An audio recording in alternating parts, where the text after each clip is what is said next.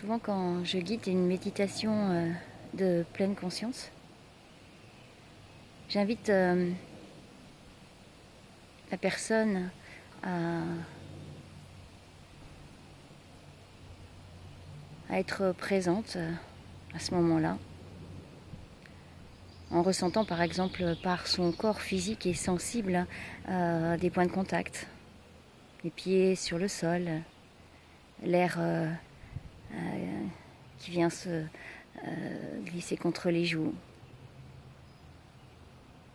Je m'invitais également à ressentir la respiration, le chemin par où passe la respiration, au travers du nez, au travers de la gorge, au travers des poumons.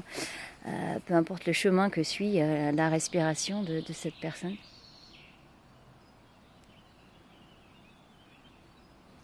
On peut aussi, à travers les sensations, la respiration, également écouter les produits locaux. Là en ce moment, les oiseaux, le bruit de la rivière, le vent dans les feuilles. Les produits locaux de ce qui se passe en ce moment. Notre possibilité dans la méditation de pleine conscience, c'est de visualiser un paysage qu'on a aimé, qu'on aime, un peu plus précisément, voir les couleurs, voir des détails mentalement. C'est aussi une méditation. Et là, j'avais envie de partager mon expérience que je viens de faire. Je viens de rentrer du moulin de Chave en Dordogne, à Cubjac. J'ai passé plusieurs jours à passer pas mal de temps à méditer avec d'autres personnes. Des méditations assises, des méditations en marchant, des méditations en mangeant. Et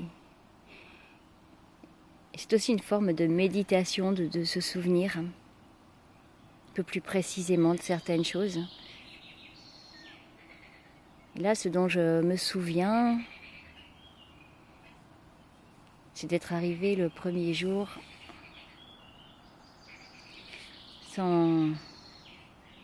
sans attente particulière.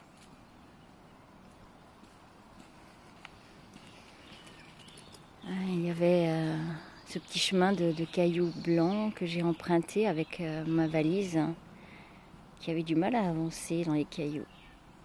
Et je me souviens avoir été un peu irritée parce que le parking le plus proche du moulin était occupé par toutes les voitures et je n'avais plus de place. Du coup, j'ai dû me garer un peu plus loin, irritation. Et puis, en marchant, je me suis sentie comme si j'arrivais chez moi. Ça fait quelques années que je viens faire des méditations et des retraites en silence au moulin. Et c'était très... comme si je me sentais accueillie.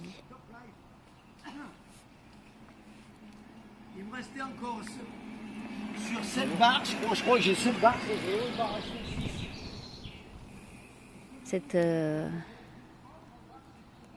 Ce moulin qui a été une fabrique de bijoux en 1800 et quelques, qui est devenu un temple zen, et puis un centre bouddhiste.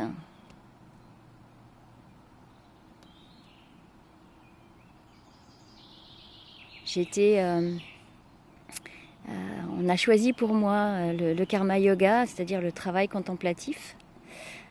Cette année, je m'occupais de la salle du Bouddha.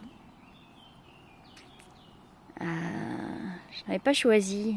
Les années précédentes, j'avais choisi le travail contemplatif en cuisine avec Yuki, une chef de cuisine véggie. Et j'épluchais des légumes avec d'autres personnes, il n'y avait pas que moi. J'avais adoré ce travail contemplatif, répétitif. Et puis là, on a choisi pour moi. Et je me suis occupée de la salle de Buddha Hall, la salle du Bouddha.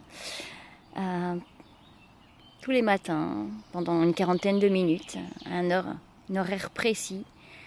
Le gong nous signalait quand on devait y aller, le gong nous signalait quand on s'arrêtait.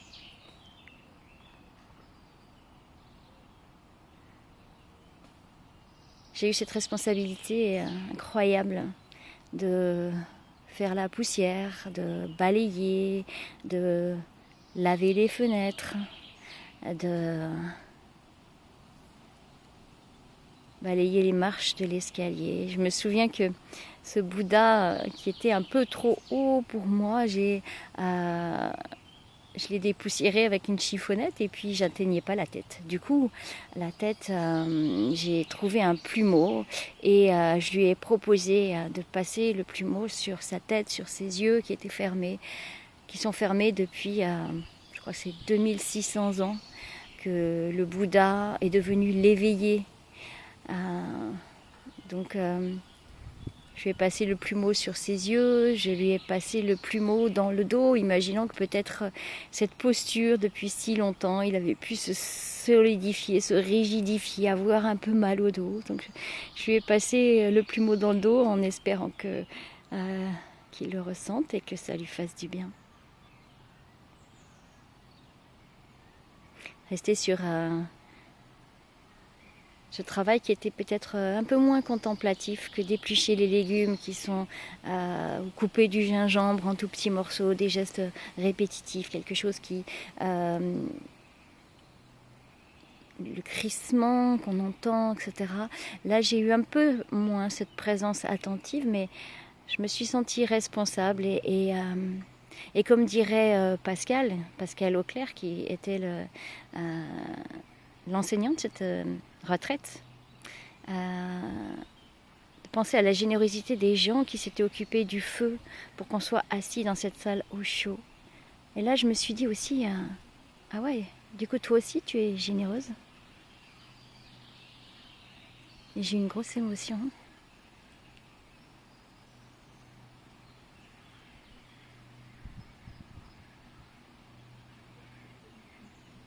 Donc, revoir un endroit, réimaginer cet endroit en détail, peut-être une possibilité de méditation que vous pouvez vous guider vous-même.